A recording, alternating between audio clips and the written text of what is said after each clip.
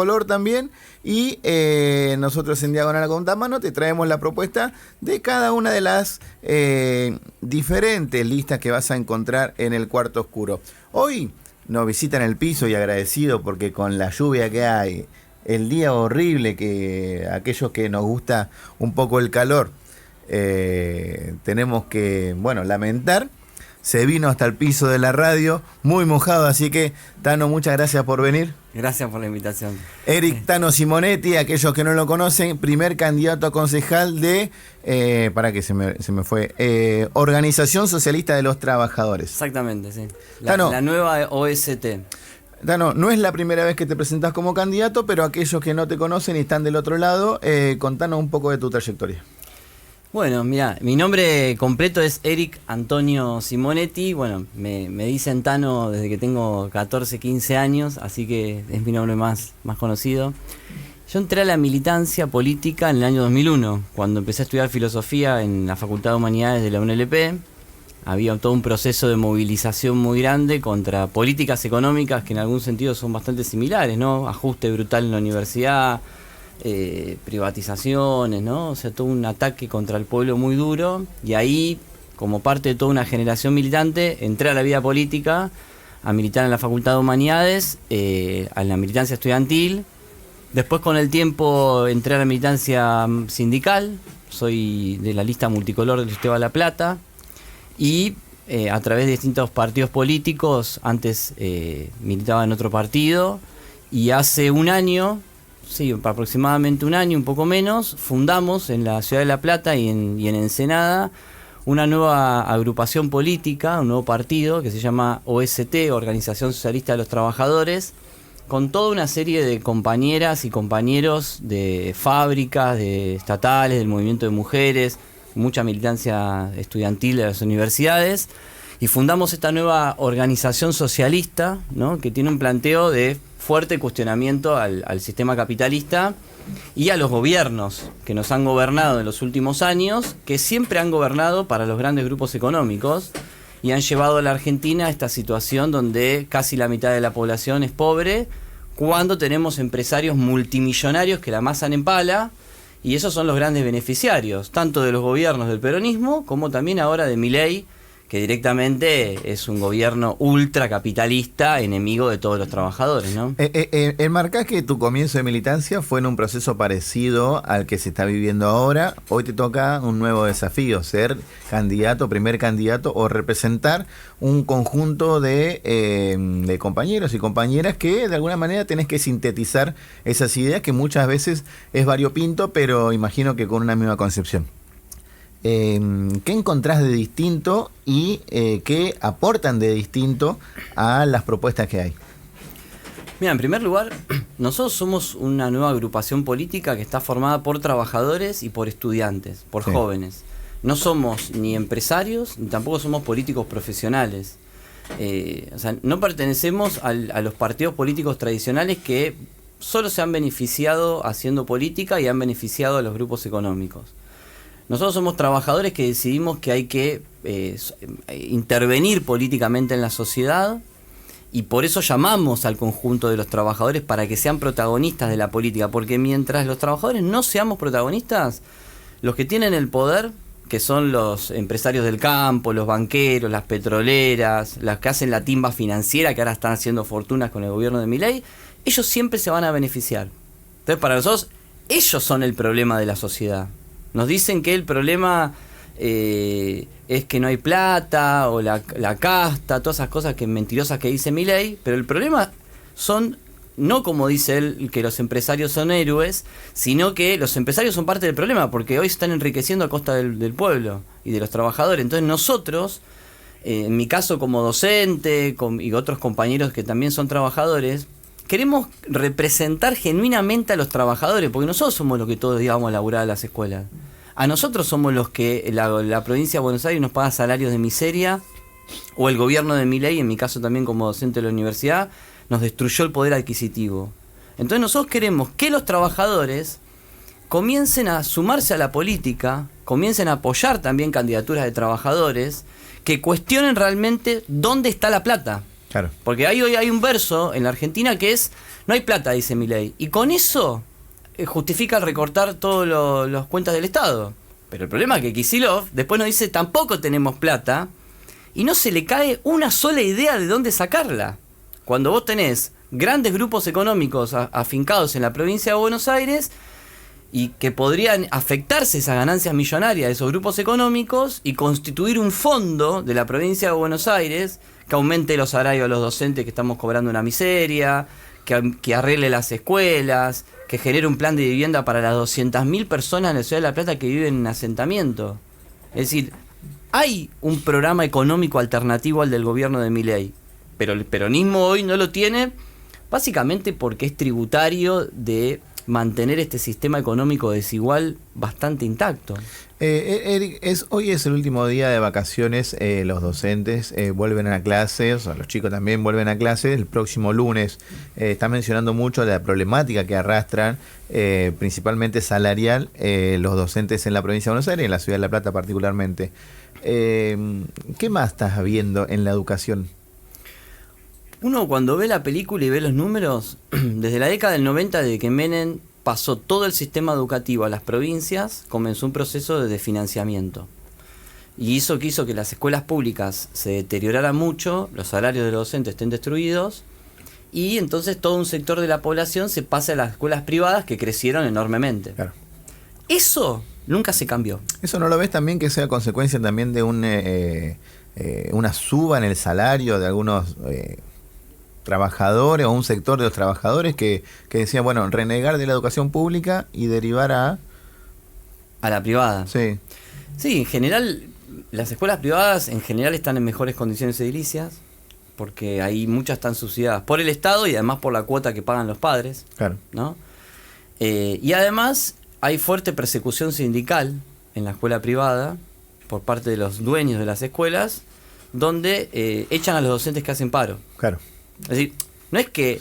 A los sindicalizados. Claro, porque los salarios son los mismos. Sí, sí. Entonces no es que ahí cobran mejor los docentes, sino que hay persecución. Hay listas negras en un montón de escuelas.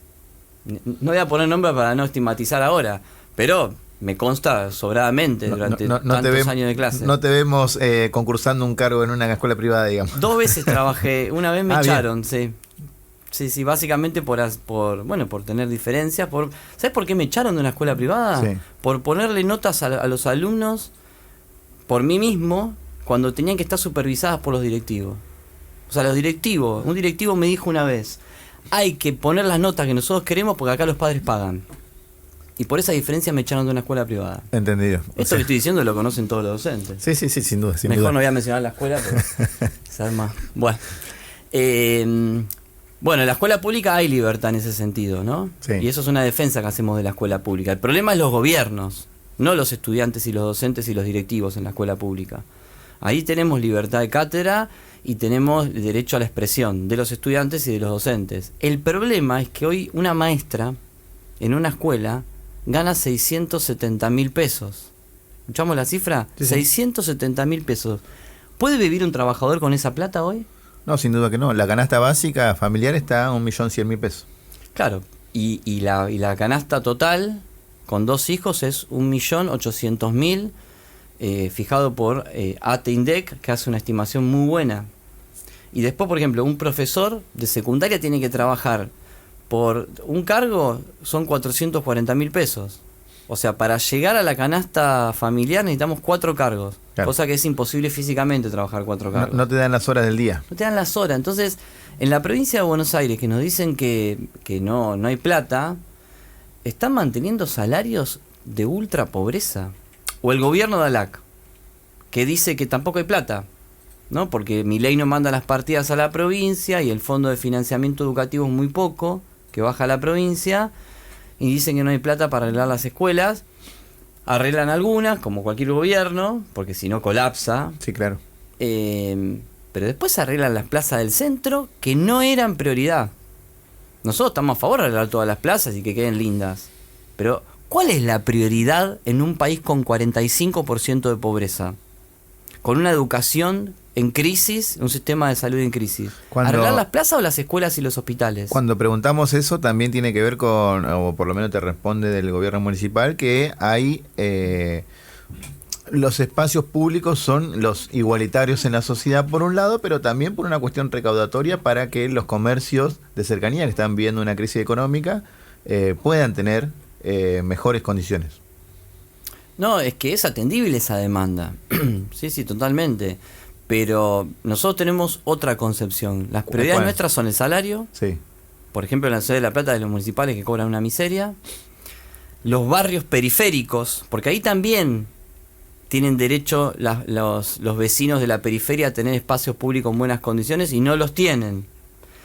Las plazas de la periferia, las escuelas de la periferia, los hijos de los trabajadores más pobres que viven en la periferia de la ciudad quieren mandar a sus hijos a las escuelas del centro pública porque están en mejores condiciones que las de la periferia. Claro.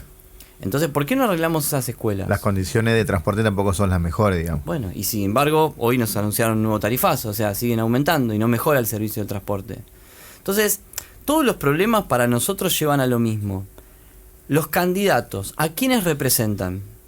¿Representan a los grupos económicos? ¿Representan a las empresas constructoras que seguramente pagan campaña de los políticos, después deben favores y entonces tienen que hacer obra pública para pagar ese favor?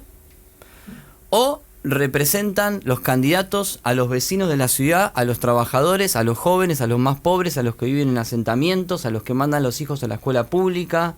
Bueno, nosotros queremos candidatos que sean como la gente. No queremos ricos ni burócratas que andan en pantalón y zapato en punta caminando por los despachos de las oficinas. No queremos más eso. Si sigue eso, si nos siguen gobernando esos sectores, o el peronismo ahora que trata de disfrazarse, no sabemos de qué, porque es una pelea de rosca absoluta donde no se les cae una idea política de qué hacer frente al gobierno de Milei, y mucho menos de luchar en la calle. Vos fíjate cómo la CTA y la CGT están totalmente guardadas y ahora van a hacer una marcha a San Cayetano, cuando es muy respetable la religión, pero esa movilización debería ser a Plaza de Mayo, porque el responsable de los despidos, del ajuste, todo es Milei. Sin duda. O sea, hay una desubicación política enorme por parte de las direcciones sindicales. Coincidí con esto que denunció, nosotros lo trato así por encima porque lo hemos charlado mucho y la audiencia lo sigue, pero esto que denunció Grabois internamente, que es una discusión de cúpulas lo que pasa en el peronismo y que perdió representatividad completamente. Sí, estoy de acuerdo con Grabois en eso. El problema es que él está planteando que quiere ser parte de ese armado político. Claro. Entonces parece un chiste lo que dice Grabois. O sea, critica al peronismo porque es pura rosca. Porque quiere ser parte. Pero él quiere ser parte de la rosca y que no lo dejen afuera de la rosca. No hay un planteo político distinto ahí. Tano, para no irnos de tema, a última te hago una educación porque tengo que ir a una tanda comercial. ¿Te podés quedar un ratito más? Sí. Si te toca, si la ciudadanía te apoya y te toca ser representante en el Consejo Deliberante, seguramente también puedas tener posibilidades de meter a alguien en el Consejo Escolar o tener algo de incidencia en un aspecto que es fundamental, que es el arreglo de las escuelas. Tal cual. Cuando vemos el trasvasamiento de todos los gobiernos, vemos que el Consejo Escolar es algo que no mejora. No. ¿Qué proyecto, qué proyección tenés en caso de que la ciudadanía te acompañe? Mira, nosotros en la lista del Consejo Escolar llevamos todos docentes que son delegados sindicales de las escuelas, o sea que conocen a la perfección las problemáticas de las escuelas y son compañeros. Si querés contarle a la ciudadanía qué hace el Consejo Escolar, porque el Consejo Escolar es un organismo que pertenece al municipio que se encarga de los arreglos menores de las escuelas, digamos del mantenimiento, no de las obras grandes. No construir una escuela o si se rompe algo muy grande, porque lo grande lo hace la provincia, ¿no? El Estado provincial. El Consejo Escolar es el que todos los días debe mantener, se rompe un vidrio, una estufa, mantener el arreglo mínimo. Pero la gente lo debe sufrir porque los chicos no tienen clase porque no hay agua en un baño. Por ejemplo, esas cosas sí las hace el Consejo, las debería hacer el Consejo. Ahora hace muy poco el Consejo Escolar. En primer lugar porque es cierto que no se giran partidas presupuestarias de provincia, porque básicamente el gobierno de la provincia de Buenos Aires se adapta a la situación de ajuste del gobierno nacional y no lo que yo planteaba antes, no toma medidas para recaudar a los grandes grupos económicos, que es nuestro planteo. Y acá pasa lo mismo en La Plata. Pero vos fijate, plata hay en La Plata para hacer cosas. Porque si todos los millones de pesos que se destinaron a las plazas del centro se estuvieran destinando a las escuelas, hoy estarían bien las escuelas. Es decir, podría haber ahí una prioridad, porque para nosotros la educación no es un elemento secundario de la sociedad. Para nosotros es una columna vertebral de la sociedad. Nosotros estamos educando a las futuras generaciones. Y entonces nos parece muy importante priorizar eso. Es decir, entre una plaza y una escuela yo me quedo 1.000.000 de veces con una escuela. Última tema de educación, porque me va a matar el operador, la dirección de la radio y todo por la tanda publicitaria, pero ayer se sentó en esa misma silla un candidato de Potencia, que es un sector más una incisión del PRO, algo de la Libertad Avanza, bueno, y mencionaba que en la educación está faltando dos cuestiones que tienen que ver con lo financiero, la educación financiera, y otro con la inteligencia artificial. ¿Sí? Vos estás poniendo en énfasis que hay una problemática en la educación. Todavía no hablamos de los contenidos, pero ¿coincidís con esa mirada, con esa postura? Imagino que hay alguna matiz. No, son cosas, todo el conocimiento que va desarrollando la humanidad y la sociedad está muy bien que se incorpore a las problemáticas de las escuelas. Estamos totalmente a favor de eso. El problema es que lo que está diciendo evidentemente este candidato es que le interesa que la educación solo forme mano de obra calificada para las empresas que ellos tienen, para los grandes grupos económicos. A nosotros nos interesa que la educación, además de poder formar a trabajadores para que puedan trabajar, cosa que es importante, forme una conciencia humanista, crítica de la sociedad, que tenga una perspectiva igualitarista de lo que es las relaciones entre las personas, que aprenda a valorar las relaciones humanitarias, que tenga valores como la solidaridad, la igualdad, el bienestar común, que tenga un profundo conocimiento de la cultura, del arte, de las ciencias sociales, en educación sexual integral. A nosotros nos parece que esos son los pilares de la escuela, de la primaria y de la secundaria, y no solamente como pretenden estos grupos tecnocráticos que quieren vaciar de contenido humanista la educación pública, que la tienen con mucha fuerza, y la quieren tecnificar. Claro. Entonces, desde esa óptica no estamos de acuerdo con esa apreciación. Ahora, hoy en las escuelas muchísimos docentes están enseñando inteligencia artificial, educación financiera, ya se está enseñando, porque los docentes también ven la necesidad de actualizar los contenidos todo el tiempo. Los docentes de informática, de las nuevas tecnologías, los docentes que enseñan economía, no es que no lo hacen, ya se está haciendo en gran medida. Eric Tano Simonetti, le contamos a la audiencia que estamos con el primer candidato a concejal de la Organización Socialista de los Trabajadores. A la vuelta de la tanda y algo de música, Tano, si te quedas un ratito, nos vas a contar parte de quienes te van a acompañar en la lista, por un lado, la plataforma que tienen para presentar y cómo van a ser tus próximos días de campaña, pensando que te quedan un poquito más de 40 días. Sí. 30 y pico de días, no sé, ahora perdí la cuenta. No, 30 y pico. 36 días. 35, 36 días. Tanda, algo de música y a la vuelta más de Tano Simonetti. No es la criptoestafa de Milei. Nosotros sabemos de lo que hablamos. Diagonal a contramano. Un shot de realidad.